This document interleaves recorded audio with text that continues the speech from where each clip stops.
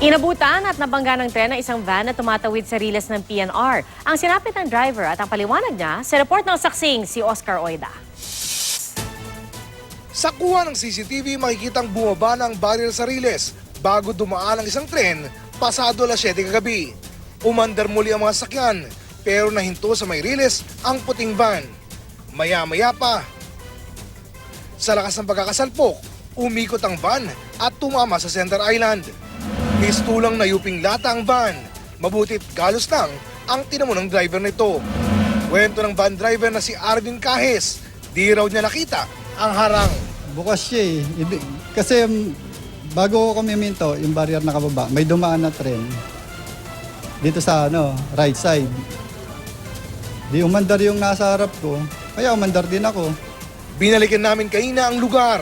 Kapansin-pansing bumababa ang mga harang at gumagana rin ang sirena tuwing may dumara ang tren. Yun nga lang, putol ang naturang harang.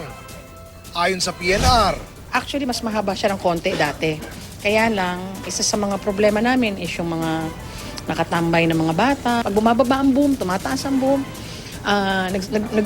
naglalambitin sila. No? So, ang nangyayari, nababali. tila dagdag peligro din ang mga tindahang nakapwesto malapit sa riles na tumatakip sa paparating na tren. Ako si Oscar Oida, ang inyong saksi.